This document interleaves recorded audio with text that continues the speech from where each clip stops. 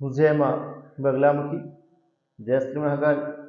Somvati Amavasya 2024 date जल्द आ रही है। सोमवती अमावस्या स्नान दान से मिलेगी खुशहाली और पूर्वजों को मिलेगी मुक्ति। जाने सही डेट और तिथि। भक्तों, यदि आप अपने जीवन में कुछ नया सीखना चाहते हैं तो आप हमारे YouTube चैनल माँ बगलामुखी भक्त कुरुक्षेत्र को सब्सक्राइब करना ना भूलें। मैं आचार्य प्रदीप भारद्वाज अपने YouTube चैनल में आपका हार्दिक स्वागत करता हूँ, हार्दिक अभिनंदन करता हूँ। भक्तों, मैं आशा करता हूँ कि आप सभी स्वस्थ होंगे, मस्त होंगे। माँ बगलामुखी की कृपा सदा सदैव के लिए आप पर बनी रही, ऐसी मैं माँ बगलामुखी से कामना करता हूँ।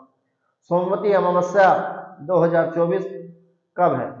अप्रैल में साल 2024 की प्रथम सोमवती अमावस्या का शुभ संयोग बन रहा है। इस दिन व्रत पूजन करने से संतान को लंबी आयु प्राप्त होती है और पूर्वज प्रसन्न होते हैं। जाने सोमवती अमावस्या की सही डेट और पितृदोष से मुक्ति के अद्भुत उपाय। सोमवती अमावस्या 2024 हिंदू धर्म में चैत्र मास की अमावस्या को बड़ा ही विशेष महत्व हमारे धार्मिक शास्त्रों में दिया जाता है। खासकर सोमवार और शनिवार को पड़ने वाली अमावस्या बहुत ही महत्वपूर्ण मानी जाती है।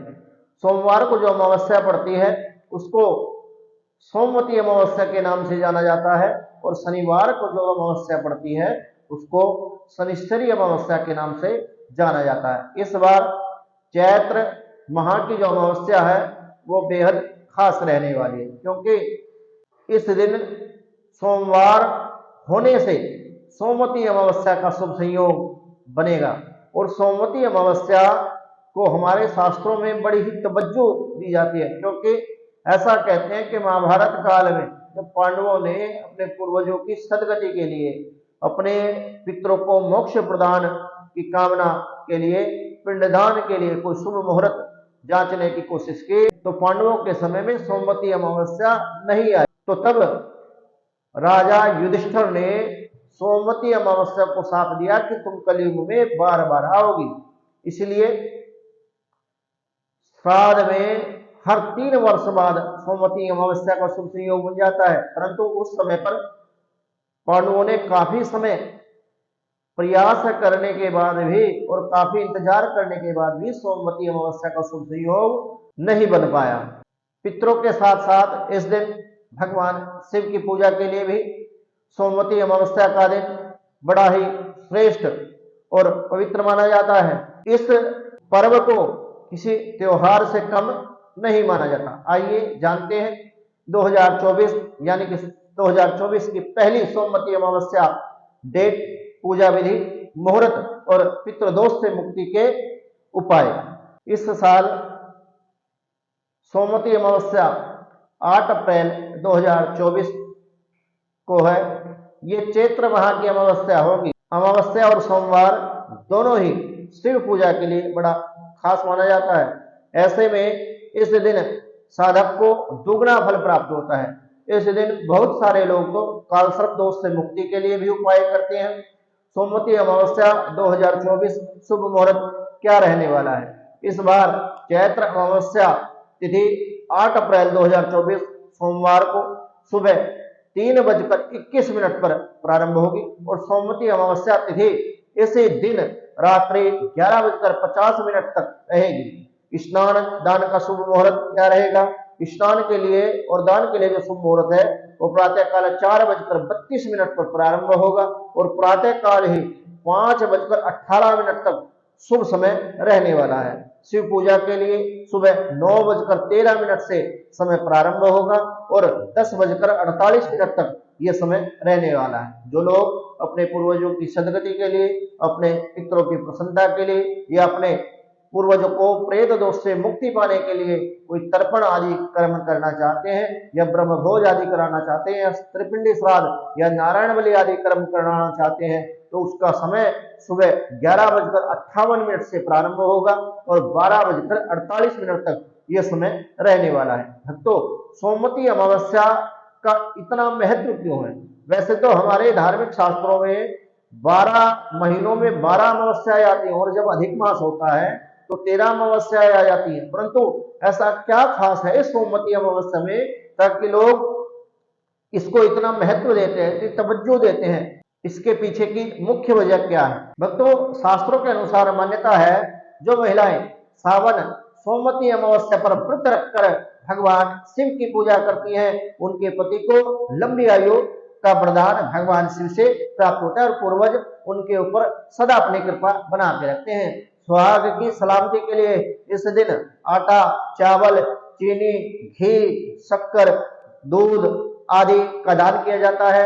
सोमवती अमावस्या के फलस्वरूप व्रती को अखंड सौभाग्य, सुख, सफलता, वैभव और पितरों की आशीर्वाद अपने जीवन में प्राप्त होता है। इस दिन स्नान दान का विशेष महत्व हमारे धार्मिक शास्त्रों में बताया गया है और भगवान शिव पर कच्चा दूध और गंगा जल से अभिषेक करने से पितृदोष से, कालसर्प दोष से और ग्रह आदि के दोषों से मुक्ति मिलती है।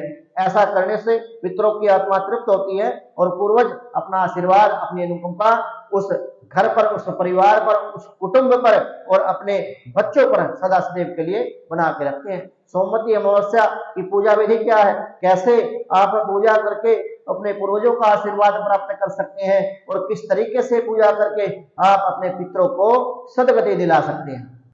सोमवती अमावस्या की सुबह आप सूर्योदय से पूर्व गंगा नदी में या फिर घर पर ही गंगा जल पानी में डाल करके स्नान करें, फिर भगवान सूर्यदेव को आप अर्घ दें। उसके पश्चात आप संकल्प लेने के बाद भगवान शिव का पंचामृत से, पंचामृत दूध, दही, घी, शहद और बूरा या फिर चीनी, शक्कर भी ले सकते हैं, तो आप पंचामृत से भगवान शिव को स्नान कराएं, अभिषेक करें भगवान शिव का। उसके पश्चात आप पीपल का जो वृक्ष होता है, कच्चे दूध से उस वृक्ष को सींचे और पीपल के वृक्ष पर कच्चा सूत बांध करके आप 3 या 7 चक्कर और पीपल के वृक्ष की 7 परिक्रमा।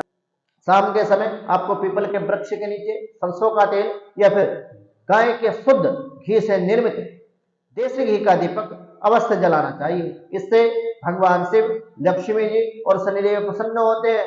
दोपहर में पूर्वजों की सदगति के लिए और पितरों के नाम से जल में तिल डालकर आपको दक्षिण दिशा में मुख करके अपने पूर्वजों की सदगति के लिए, पितरों की प्रसन्नता के लिए, पितृदोष से मुक्ति पाने के लिए तथा अपने पूर्वजों की आत्मा की शांति के लिए तर्पण करना चाहिए। जिन लोगों के घरों में पितृदोष बना हुआ है और वो लोग पितृदोष से मुक्ति पाना चाहते हैं, ऐसे लोगों को अपने जीवन में नारायण बलि करानी चाहिए या फिर त्रिपिंडी श्राद्ध करके अपने पूर्वजों को सदगति दिलाने के लिए त्रिपिंडी श्राद्ध करके अपने पूर्वजों की सदगति का आपको साधन नियुक्त करना चाहिए। ऐसा करने से आपके जीवन में खुशहाली आएगी और घर परिवार में सुख शांति बनी रहेगी।